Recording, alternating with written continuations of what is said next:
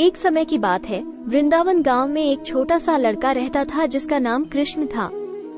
उसका रंग बादलों की तरह था और उसकी आंखों में सुबह की बूंद की चमक थी। कृष्णा कोई आम बच्चा नहीं था, वो खुद भगवान विष्णु के अवतार थे। एक दिन वृंदावन के इंद्रदेव पूजा के लिए तैयारी कर रहे थे।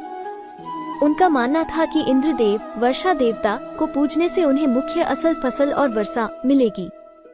तैयारियां बड़ी धूमधाम से हो रही थी, रंगीन फूल, सुगंधित धूप और मधुर मंत्रों के साथ। लेकिन कृष्ण का नजरिया अलग था। उसने लोगों से पूछा, हम भगवान इंद्र को क्यों पूजते हैं? क्या ये मिट्टी, नदियाँ और गाय हमें नहीं पालती? क्या हमें उनका सम्मान नहीं करना चाहिए? लोग कृष्ण के ज्ञान से हैरान थे, लेकिन उनकी परंपरा पर विश्वास जीता और वो पूजा करने लगे।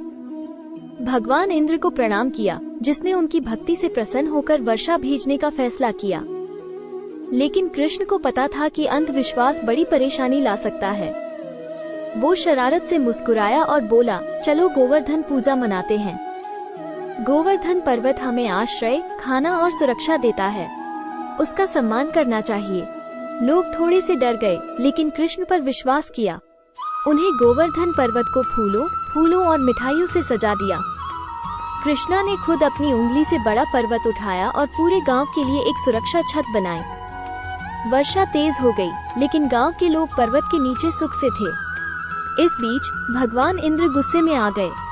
ये कैसे हो सकता है कि वो भूल गए और एक साधारण पर्वत की पूजा कर रहे हैं? उनका अहंकार बढ़ गया और वो वृंदावन पर एक भयानक तूफान भेज दिया। हवाएं उछल रही थी और वर्षा जमीन पर बरस रही थी। लोग भय से कांप रहे थे, लेकिन कृष्ण दृढ़ रहा। वो गोवर्धन पर्वत को उठाए रखा, इंद्र के बचाव से सबको बचाए। लोग एक साथ चिपक गए, कृष्ण की कृपा का आभार व्यक्त करते हैं। गाय, पक्षी और पेड़ भी पर्वत के नीचे आए। दिन बीत गए, लेकिन इंद्र का गुस्सा कम नहीं हुआ। अंत में उन्हें अपनी गलती का एहसास हुआ। उनका गर्व उन्हें अंधा बना दिया था। वो स्वर्ग से उतरे और कृष्ण के सामने आए, अपने सर को शर्म से झुकाए हुए। कृष्णा, मुझे माफ कर दो, इंद्रा ने प्रार्थना की। मैंने सोचा कि मैं प्रकृति को अपने वश में कर सकता हूँ। तुम ही इस भूमि का सच्चा रक्षक हो। कृष्णा ने प्यार से मुस्कुराया। इंद्र, गर्व इतना नुकसान पहुँचा सकता है जितना एक तूफान। याद रखो कि हर जीव, चाहे कितना छोटा हो, अपना एक उद्देश्य रखता है। गोवर्धन पर्वत हमें विनम्र, सहानुभूति और प्रकृति की रक्षा की शिक्षा देता है। छोटे कृष्ण ने गोवर्धन पर्वत को अपनी जगह पर रख दिया, जिसके लोग बिना किसी डर के घर लौट सके। सब कृष्ण की कृपा से खुश थे और उन्हें गले लगा लिया। इस तरह गोवर्धन पूजा ने रीति रिवाजों के पीछे छुपी सच्चाई को समझा।